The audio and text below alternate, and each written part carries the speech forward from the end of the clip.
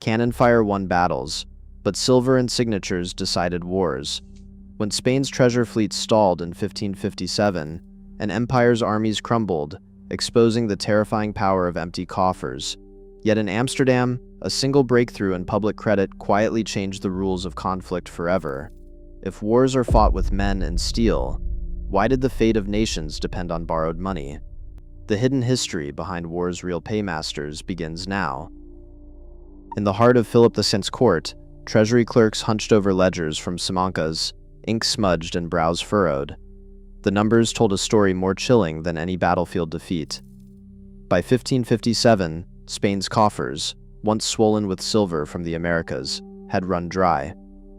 The king's armies, stretched across Europe and the Mediterranean, depended on the arrival of treasure fleets to pay soldiers and creditors.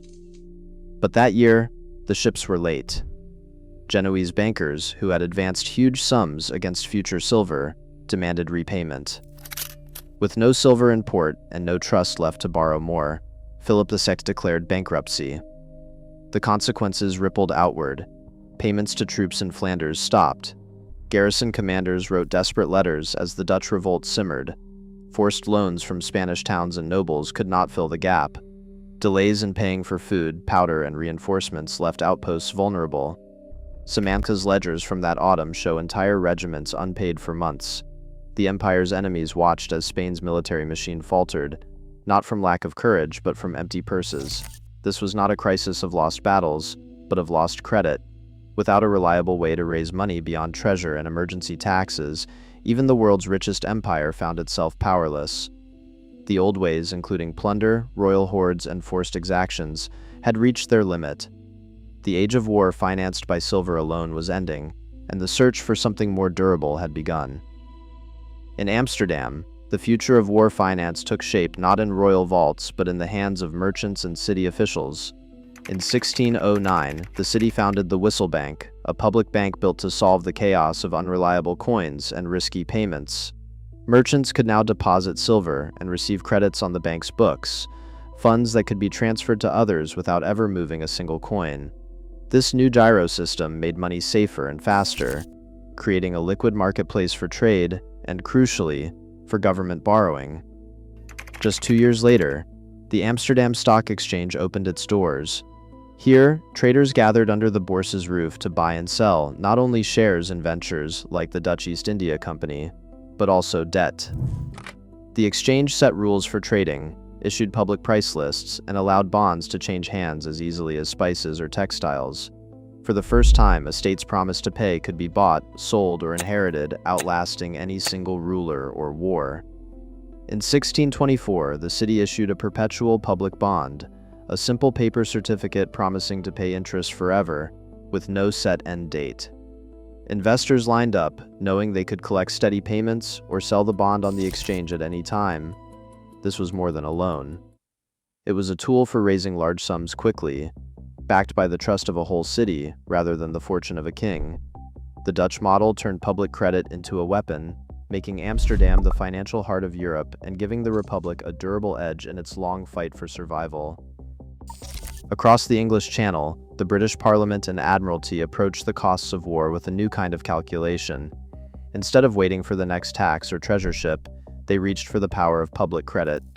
During the War of the Spanish Succession and the long struggle against Napoleon, Britain sent rivers of gold to its allies, subsidies that kept Prussian, Austrian, and Russian armies in the field when their own treasuries ran dry.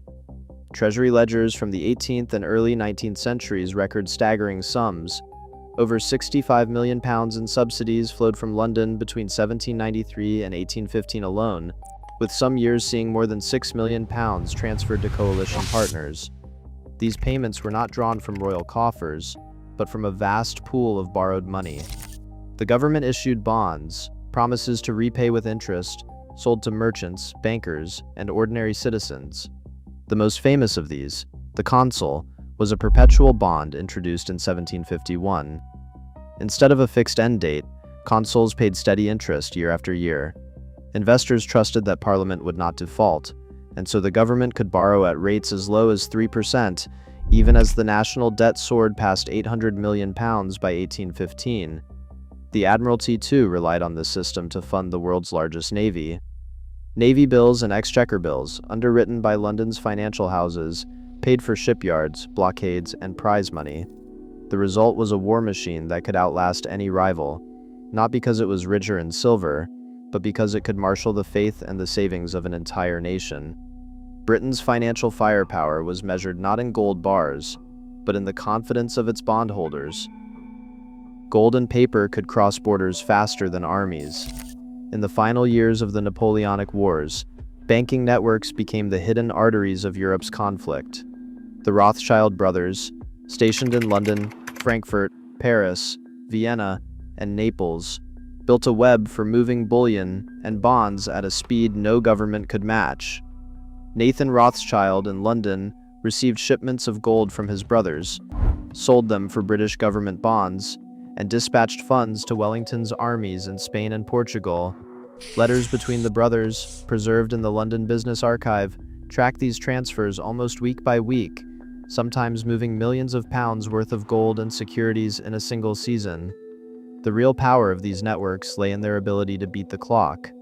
Armies depended on supplies, paid with hard currency. The Rothschilds could arrange for funds to arrive days or even weeks ahead of official treasury channels, giving Wellington's forces a crucial edge. Traders in the London and Amsterdam exchanges watched for news from the front, pricing government bonds in real time.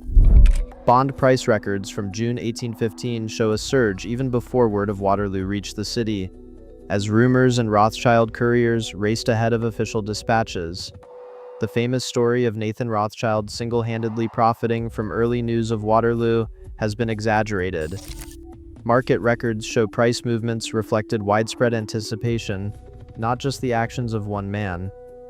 By 1815, Britain's debt-to-GDP ratio soared to 260%, a line that climbs steeply on any debt chart of the era. Yet the speed and reliability of these financial networks allowed Britain to keep borrowing, keep paying, and keep fighting, while rivals stumbled on slow, fractured systems. The same velocity of capital that moved bullion across borders now moves digital funds in modern wars.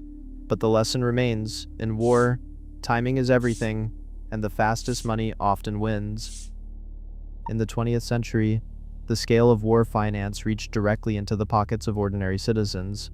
During World War I, the United States Treasury launched the Liberty Bond campaign, flooding cities and small towns with posters urging Americans to buy a bond, back the boys over there. By the armistice, more than $12 billion had been raised, with millions of families lending their savings to the government. These bonds were not just financial instruments. They were a promise, stamped with the authority of the state and backed by the collective faith of a nation at war. A generation later, the pattern repeated. Victory bonds in World War II turned household thrift into bullets, tanks, and ships. Movie stars toured the country. Schools held fundraising drives, and the government promised safe returns, plus interest. The bond drives became a national ritual, transforming private savings into public firepower at a scale no medieval king could have imagined. Beyond its own borders, American credit reshaped the global war effort. Under the Lend-Lease Act of 1941, the United States extended billions in aid to Britain, the Soviet Union, and other allies. Ledgers from the National Archives show a steady flow of tanks, trucks, and food, financed not by immediate taxes, but by the promise of future repayment. In this new era, war was waged as much on the balance sheet as on the battlefield, with credit and confidence serving as weapons in their own right. In today's conflicts, the power to grant or deny credit has become a weapon as potent as any missile. When the United States and the European Union imposed sanctions on Russia in 2014 and again in 2022, they did not just freeze assets. They cut entire banks off from SWIFT, the global messaging network that makes international payments possible. Suddenly, billions in reserves held abroad were locked, leaving central bankers scrambling to find alternatives. Treasury memos from 2017 outline how these measures aim to cripple a nation's ability to borrow, trade, or even pay for basic imports. Sanctions now target not just individuals or companies, but the very creditworthiness of a state. In effect, a sanctioned country finds itself unable to convince investors or trading partners that its promises mean anything. The result is a modern siege, enforced not by armies, but by the invisible lines of digital finance. Hundreds of billions in sovereign reserves can be rendered useless overnight, demonstrating how the denial of credit has replaced the blockade and the embargo as the front line of economic warfare. Today, the front lines of conflict run through stock exchanges and debt markets as much as trenches. Wars still hinge on who can finance tomorrow. Every bond issued in crisis shapes the world we inherit, because the cost of war, paid in promises, never truly disappears. What price endures?